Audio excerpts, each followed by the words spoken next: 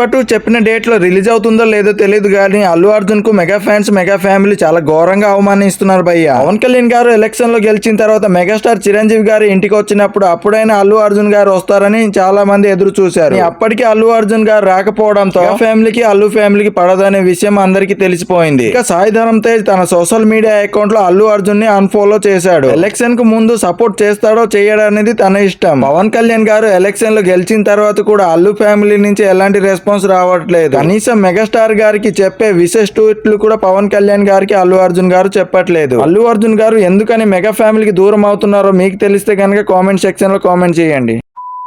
ఈసారి సినిమా చూడడానికి వెళ్తే తన 2 గాజులు అమ్ముకోవాల్సి వచ్చింది. భారీ బడ్జెట్ లో నిర్మించిన అన్ని సినిమాలు టికెట్ రేట్లను కూడా భారీగా పెంచేస్తున్నారు. 2 నెలలుగా సరైన హిట్ లేని మన టాలీవుడ్ ఇండస్ట్రీ సింగిల్ స్క్రీన్ ఉన్న థియేటర్లు అన్ని మూసేశారు. తెలంగాణ సింగిల్ స్క్రీన్ టికెట్ రేట్లని 50 నుంచి 100 రూపాయలు పెంచుతారట. మల్టీప్లెక్స్ లో అయితే 160 నుంచి 200 దాకా పెంచుతున్నారు. ఇంకా ఐమాక్స్ అంటే ఇంటి కాగితాలు తీసుకెళ్లాలి.